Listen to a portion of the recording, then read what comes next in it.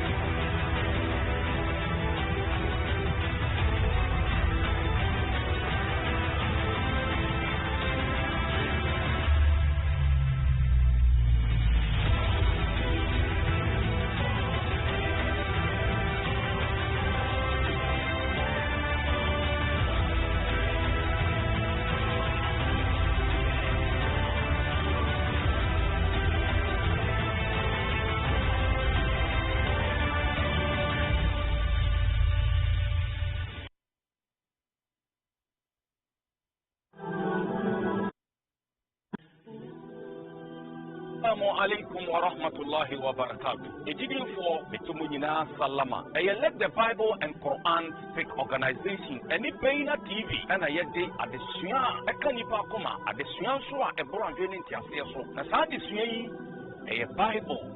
And the Quran, a pro, a Paina TV. Yadati, Namisumi Yamre, the Yesia Puma, the Yentusko, our Bible, and the Quran. Na entertain no ya tudi say or some enter e will be na na e be for so say e be dan kwa matemu ada onko ka bregu fo e du sa mere na se akoma na mi se akoma na me no ye fa sa di so yi e fa mpo ye or some enter ye fa me ye Awesome this and every Saturday at 8 p.m. only on Baina TV.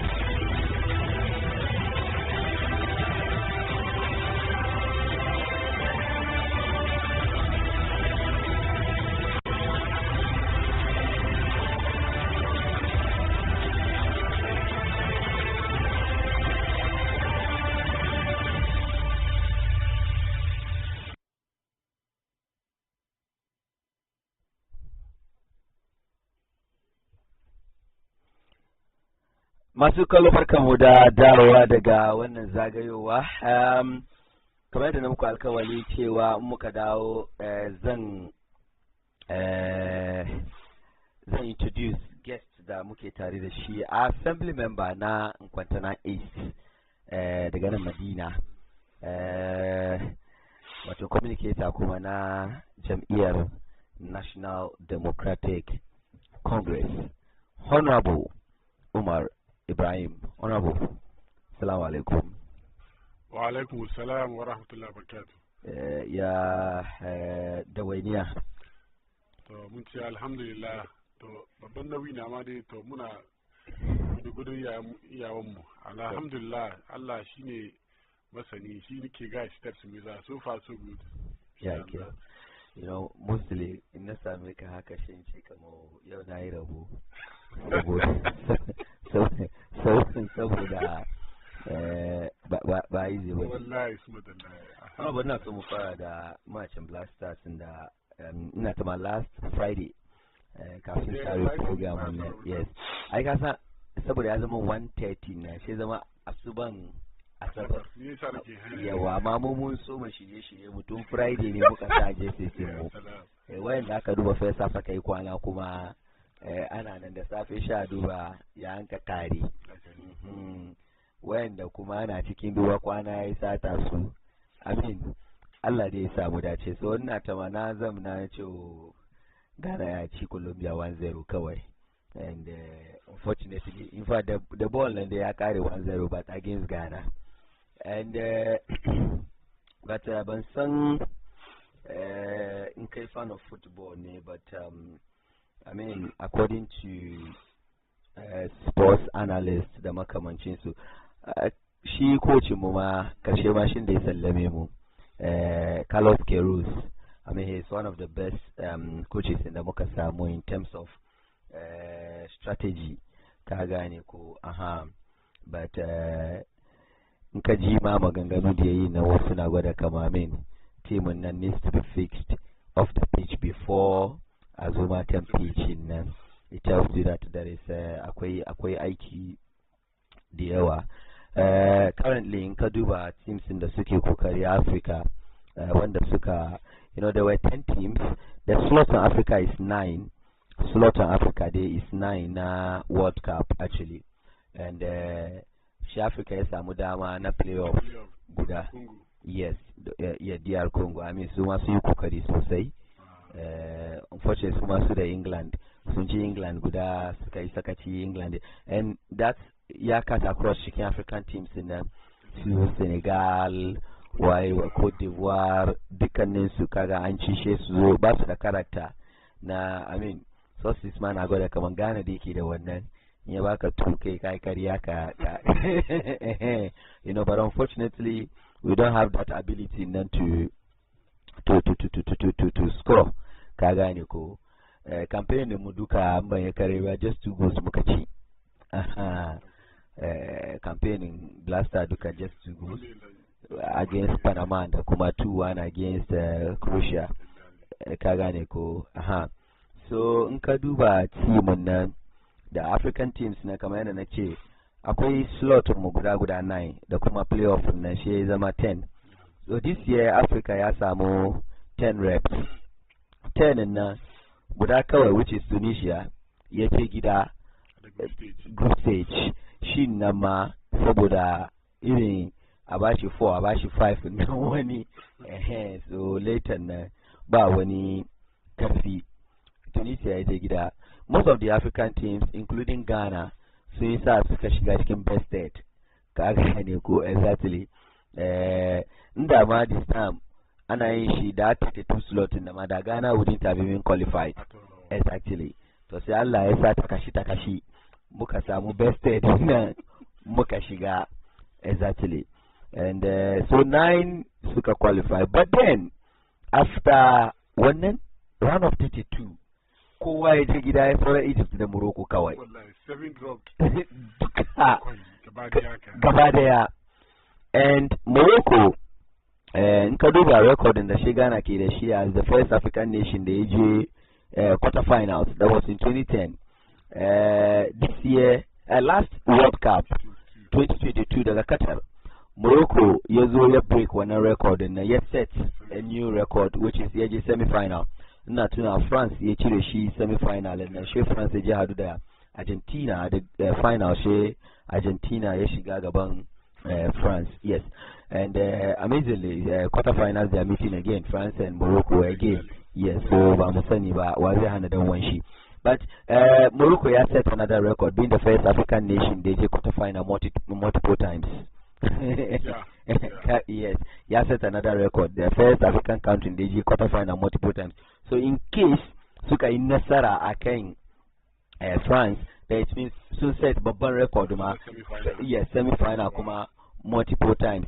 So if wani country ma ya zo semi-final, Morocco still yana da wani record na multiple times in now when you look at a team like Morocco kuma few years ago Morocco ba ma abin gansu, even though mun san Arabs nan the North African countries in nan shi suna da dan kokari dai suna da wani karfi ana je, but then irin a samu team kasan kamar the team is well built and like ba su tsoron komai da makamancin su na, it wasn't there.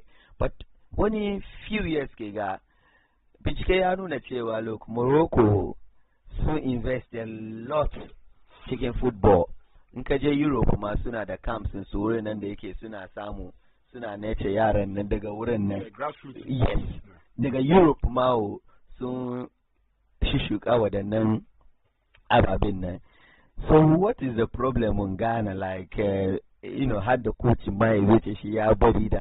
And honestly speaking, I was shocked because daga yawa Saturday da dewa aka san kamar an ce mu.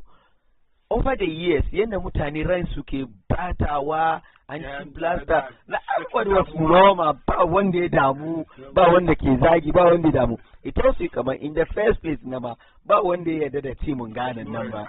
So we're just, ba high expectation. Muni mo dai we're just jubilating. Oh, mun ci wani zamu, mun ci wani. At a point in time, it's not like people were supporting the team, but people were supporting the team against South Africa. Exactly. Ka gane ko kowa da nashi manufa. Wannan yana support team nan ba don kamar team na kokarin su ko wani abu, amma saboda ka South Africa su same mu on social media su troll mu or something like that, ka gane. So ban san in general menene naka observation and then also comparing to other tournaments mu da sauransu. Na'am. To na farko dai na gaida viewers ka da fiyayyen gaisuwa shine assalamu alaikum wa rahmatullahi wa barakatuh. Na'am, I'm a fan of football. Okay. I play football for some time, even though player. I play football, I play volleyball, and then some other sports. That's so football. This is one of the best performances in Africa. Muka exhibit at the World Cup, because out of 10 African teams, in the 9 went on to the next round. But I think the consistent problem, Shine, how to play the knockout stage in them is like we need to learn how to play it. Okay. Because can you imagine, Ghana as a team can have a good knockout stage? You are sitting back. Sitting back to do what? To the extent, strikers, they were just not doing it. They were just on the field. Whether we're waiting for counter attacks, and yet we're able to retrieve the balls and other things. It's an indirect. Even though Bamuda hope in the team at the beginning, but they showed glimpses of that they can do it. Like the way they held England. It was a good show. Against Croatia, psychologically, because of pairing, where if we win, we are going to play which country? We are going to play Portugal. So trying to avoid all the calculations they have play on their minds. Yeah. So eventually they succumbed to Croatia 2-1. Third place. So I think what is lacking as a country is we put money ahead of everything. Okay. There was this rumor of one very good player where 100% in Ambashi, in the Ambashi, Talatin, Shemanya Sudoki Sabayin. Naki Wanga, me I can moya the key mine of Kagamba. So management in the Susa Kudi Gaba, and it's like business, not trying to develop football. You can do a Morocco, they build it from the grassroots. You can do a write-up of Mr. Honorable Nyantiti. From 6 years ago, they started with Ghana, but along the way, Ghana dropped from. I was telling my younger brother, come on, 2009, we had a solid team under 20, led by DPIU. Suka win Brazil in the finals, under 20 World Cup. Muka win one cup, and I was mentioning some names of it, and he was like, when I say, yeah, 2009, we did something like, and I was like, Sheneche, come on, the problem we have is, ba rike su tun daga wurin har a shigo da su senior national team na. I mean, tell me one reason why a team like that, na 2009, somewhere, let's say 2013 or 15, we don't see all that squad and exactly representing Ghana in the national team. Big click, mass money, and that was a solid team. I remember even before then, in the under 17, wasu su da nake exactly wasu I think Sadiq Adams, if I'm not mistaken, or something like that. I mean, we used to have a solid under 17 but karami ina tuna wani tournament before even that 2009 Peru su ne wanda suka ciwe Ghana. We even scored Brazil. Can understand that now under 17 Peru were almost through to the final in that particular tournament. Look at the squad that we had at that time.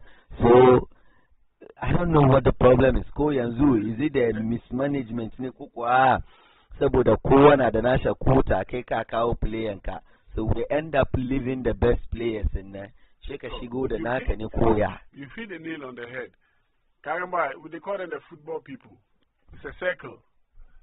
It's an issue of team management. Yeah, make sure players a kickball could be a kickball to be part of the team. Wow. Dole. So when you come about Barbara Manaka, major the World Cup. So good on yeah appears to listing. Nakaria. Yeah. My whole player deserves Kara because of preferences, bias and other things and I mean bad performance, but rather how you are connected. It's not about your performance, but whom you are connected to or who knows you, not whom you know, who knows you. Me share Akona under dealing, shady dealings, Kamikasamu, a call to the national team, which is very bad. In the times past, in the times which are still Abu Idris, Daniel Ado, you can mention a lot of those youthful teams. The solid team. It wasn't like that. It was based on performance. So I think it's high time Ghana as a country went back to the drawing board, because it's very embarrassing. Kamba, we go to the World Cup and we can barely play. Are you telling me Kamawani Kamal Semenyo, Nye Man City, Man City, Karago Karishi, and my national team, because the team is not playing any formation that you can tell that this is a formation.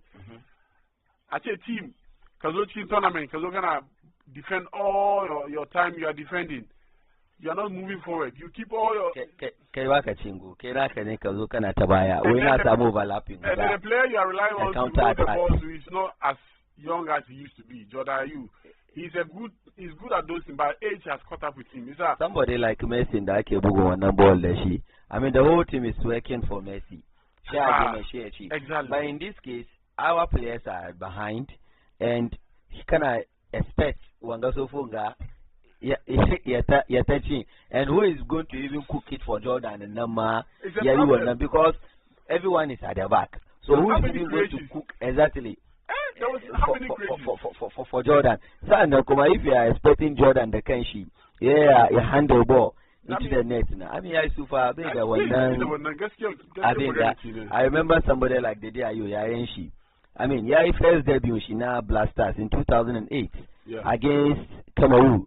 Yazo later cry was a very young guy, and he's almost 20 years. Can understand that 20 years. You can imagine. So the following year, he captain the what's the name?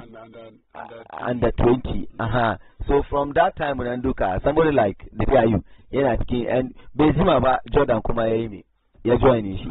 Kuma football Kuma and the Labari Yeke. If you're in your primes, after only 10 years in back a year, exactly. Can I come on? Ghanaians are bashing him on social media as if it's his fault. But fault is Jordan Ayew, buddy.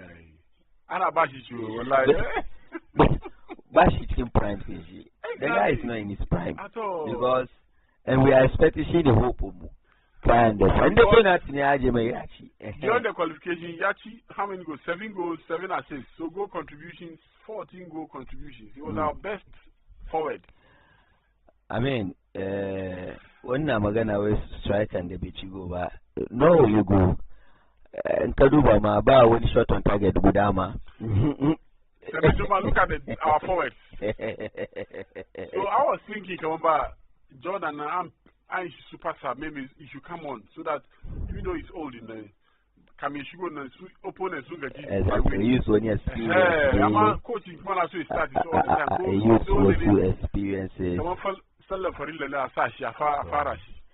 In Kaduba 2014 World Cup daga Brazil wanda aka suspend Sule da Kelvin. Later suna ba da labari abin da ya faru. They had issue with management, and suka samu issue with management. According to them, Kevin ke ba da labari on a podcast. Yeah. And he was like, oh, she an tura mai letter ne karkashin kofan shi. So he had a call outside. Ya samu wani ya kira shi. Ya ce, Charlie, what's up? Menene ya? Hey, the news is everywhere, come on. An kore ka ina come on how? You know it's out there already. Kafin shi aka call shi ana ba shi labari. Abin ya tun fita shi je doki letter nan ya karanta. Ya ga kamar Charlie. An sallame shi da Muntari. Wai wurin nan no shi je ya kwankwasa kofar Muntari da ya je ce yau Muntari shi Muntari ce ya mitu. Ka gane ko su confront management. Yes. So I say issues of weight disciplinary issues ko menene aka sallame su. So some of them other critics were like, oh, you know what, saboda su yanda standardin su na ba ya cuce su kamar yanda. So some people were even like, look, they blame the other players for not backing them. Yes, Kagane, because at the point you can say that no, I mean these people are our colleagues and they are doing the right thing. So we boycott at that time the nation na maya zai magana ya baku against the management. Can understand that. So that protect few dollars is right. Exactly. And their chances, because you know when you have the chance to be on the pitch in World Cup, the sauran suna, you tend to prove yourself. Look at how we are struggling at the youth level.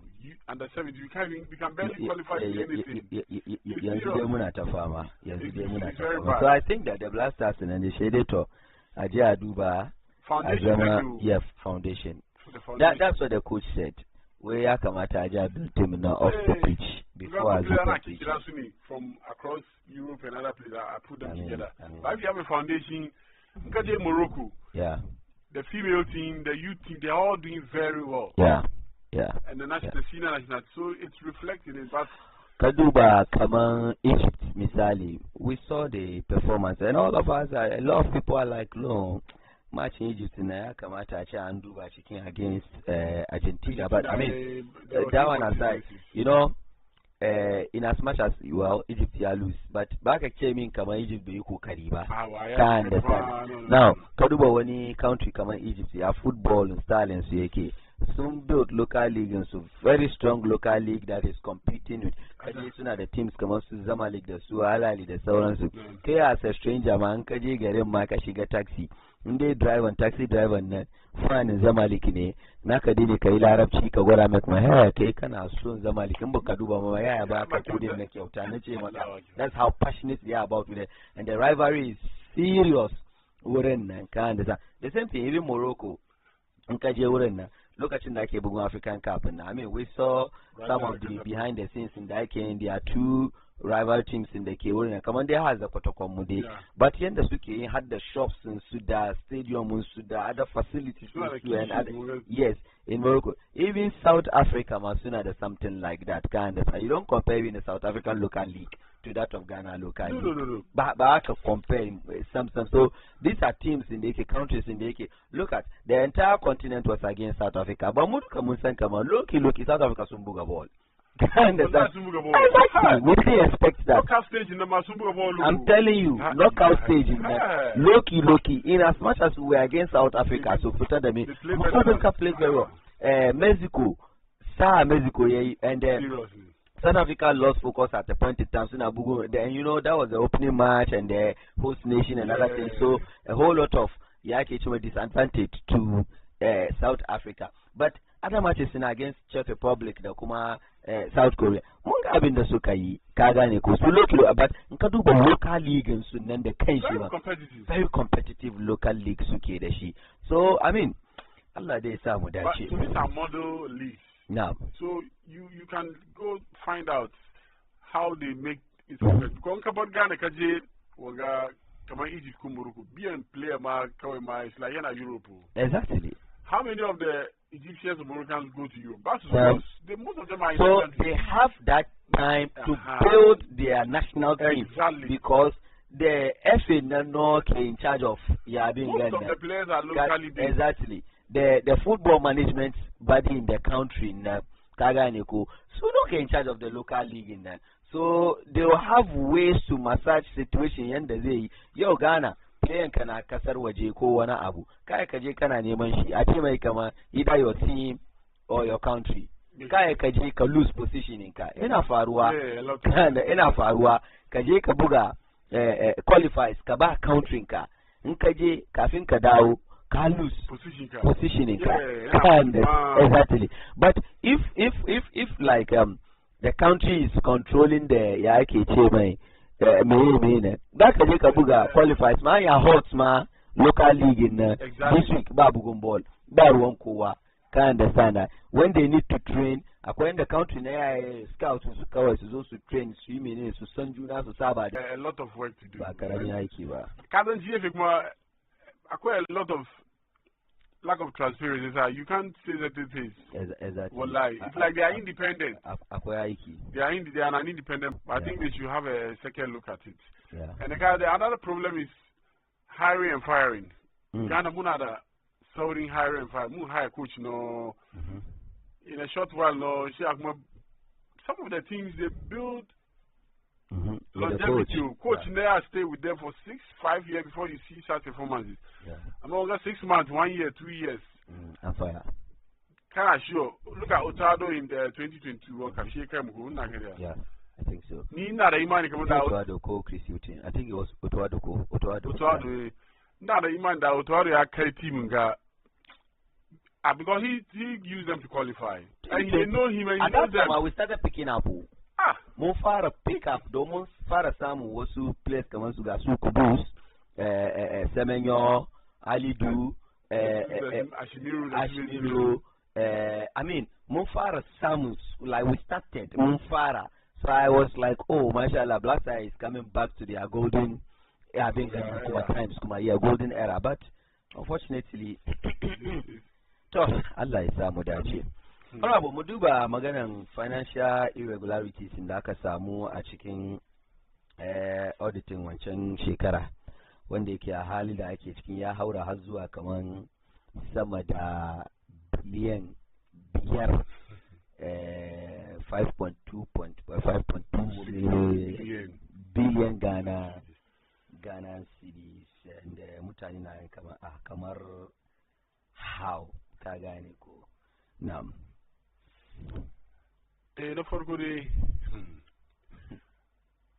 Most of these financial misappropriations are around tax irregularity. Tax takes about 91.2% of Oga couldn't go. Tax irregularities, tax evasions, some of them tax obligations Oga institution these are all can accumulate. Can do a breakdown in the 91.2%, which is about 4.8 about billion. For the sake of better understand that break financial irregularities. According to AI, financial irregularities refer to any actions, errors, or omissions that violate established financial laws, standard accounting practices, or company policies. These can be unintentional mistakes or deliberate attempts to hide money, steal assets, or deceive investors and regulators.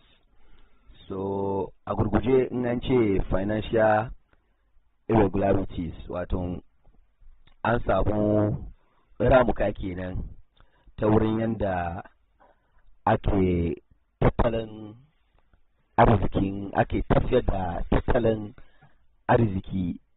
Wani lokaci yana zama kuskure, wani lokaci kuma yakan zamanto cewa cikin ganye da aka yi domin a samu a yi barazana ko kuwa almubazzaranci ban son ce sada.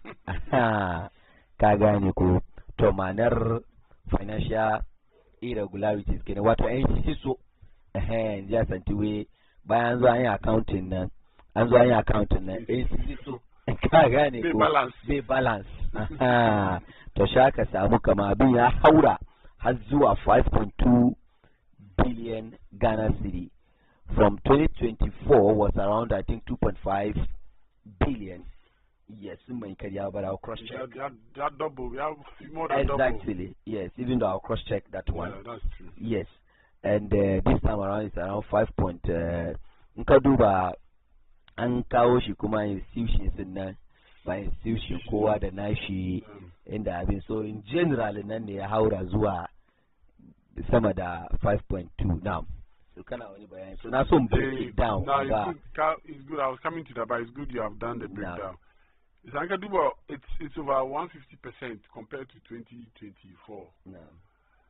And a chunk of it's coming from tax irregularities, which is about 4.8 billion Ghana cedis, 91.2%. Tax kawai kenan. So then tax on uncollected tax revenue. Once you tax number carbon, suka je revenue collect suka je no shall negotiate. See, I extend time. Can't want dealings in the. These are all unethical. Naje carbon tax. Kaga shi ya ce malam ban baka wada ka je next 2 months sai ka zo. Ka duka ka yana accumulate go against the country. Na farko kenan sannan not enforcing tax.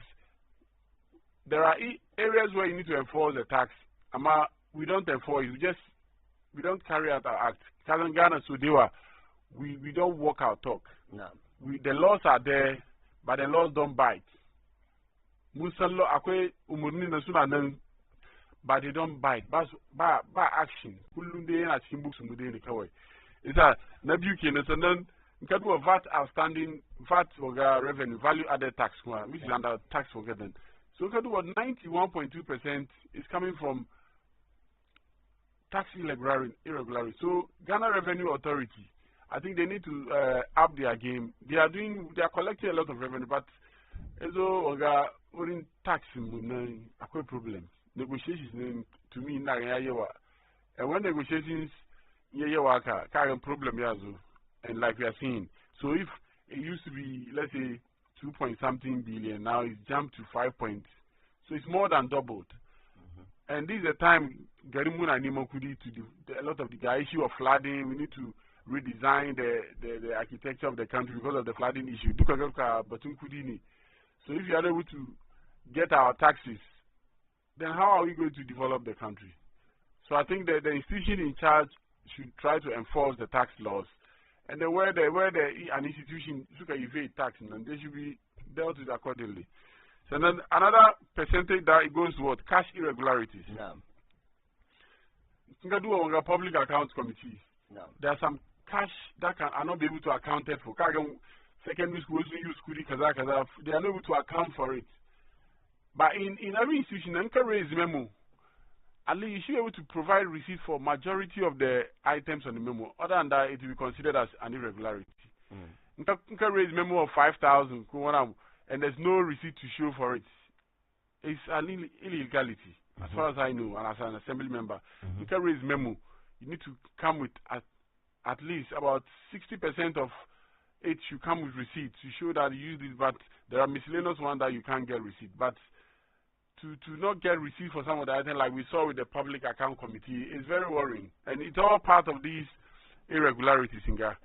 So, loans also staff, they are not able to pay back another thing. You can stay into the system. And the issue of ghost names, there are still ghost names in the system. Yeah, because the issue of payrolls in the payroll anomaly. For Musambe, he was sitting down as they were attending. You were lucky because sometimes there's nothing you can do about it. I think the directive from the president is making them have a makeshift wanga. So,